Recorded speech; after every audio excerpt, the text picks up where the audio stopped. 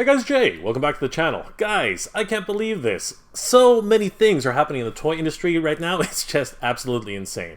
We just finished with Holothon last week, and man, it had its ups and its downs, but today, out of seemingly nowhere, more news has come out from, strangely enough, Power-Con, and everything about their new move to Columbus, Ohio, but some amazing news in terms of some of their, well, showcase exhibitors who's going to be showing up this year.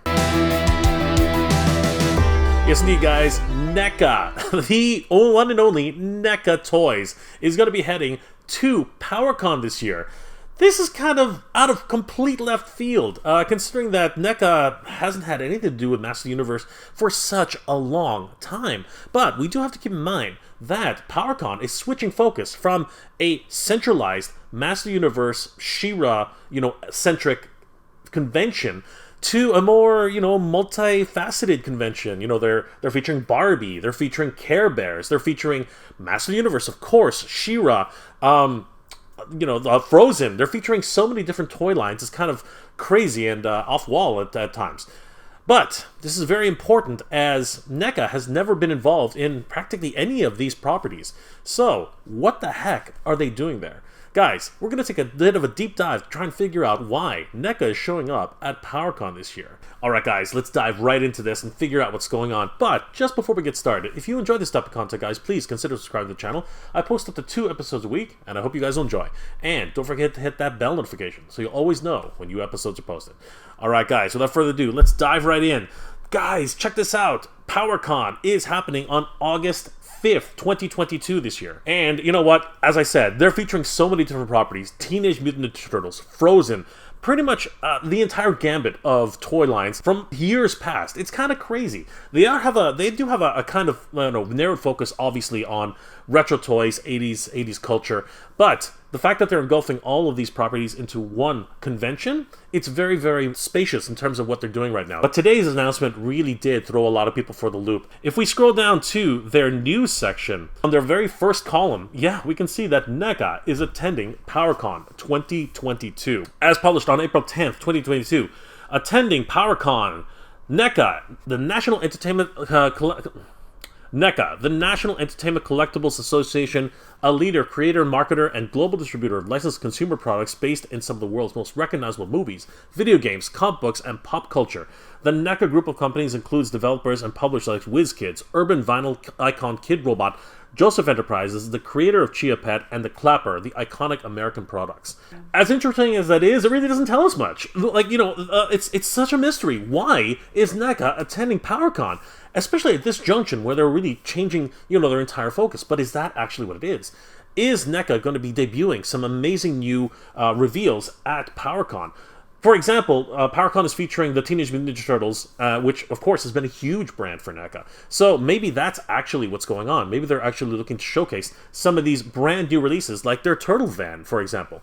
This is going to be a huge opportunity for them to showcase some prototypes and, some additional, maybe, accessories that have come along the way. I think this is an awesome opportunity for NECA. But I was thinking back, and guys, if you remember just a few years ago, some of us actually still remember that NECA actually did Masters of the Universe way back when. Guys, check this out.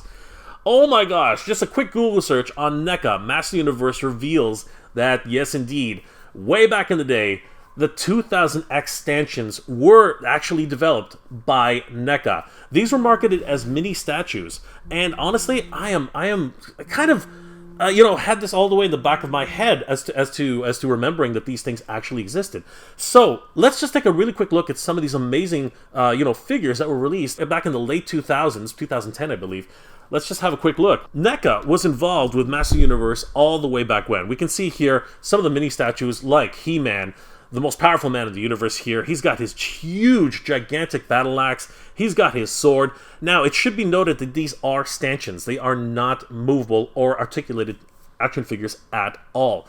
But because of that, they look absolutely insane. Look at the detail here with He-Man. Now, of course, these are fuzzy pictures. They were taken way back in the day, but they do look simply stunning, honestly. He's got his furry loincloth. He's got a pouch right in front of his junk there? What's going on? That's just crazy.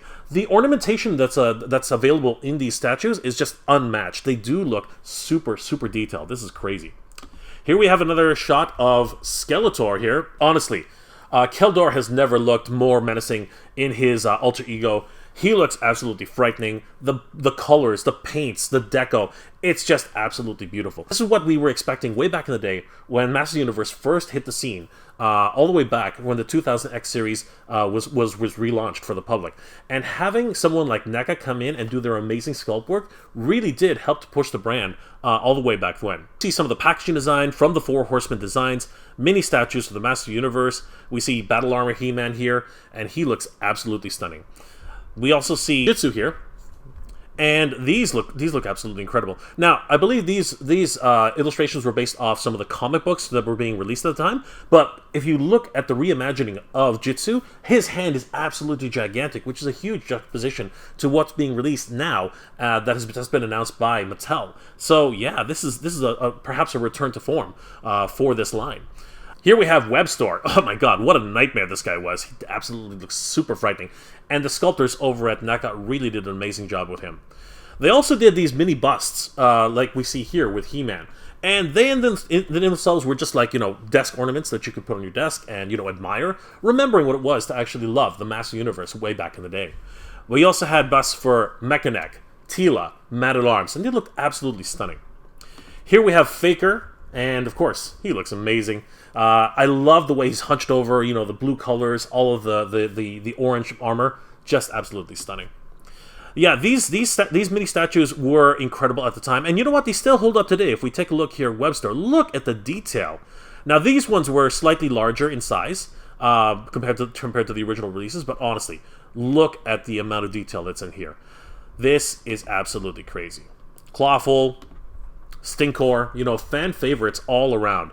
NECA really was killing it around that time when they first released these stanchions. And Tongue Lasher here, just crazy. Guys, I don't know what to think. We could explore more into this and really dive as deep as we can. I just like to imagine that perhaps, with all the questions about, licenses and multiple companies, doing things for Master Universe like Mondo and, Little People, Mega Constructs, all these different companies that are getting involved, would it really be such a stretch to think that NECA could actually get back into the game? I don't think so. And I really hope that this actually might be true. And maybe they'll make an announcement at Power-Con 2022. Guys, if you enjoyed this episode, please do leave me a like. It really does help me out. What are your thoughts, everybody? Do you think that NECA is actually going to unveil something absolutely mind-blowing for Master Universe at Power-Con? Or do you think they're just going to be pushing all their other brands like Teenage Mutant Ninja Turtles, some of their horror brands, and other wonderful action figures that they've got along the lines, especially the Gargoyles line?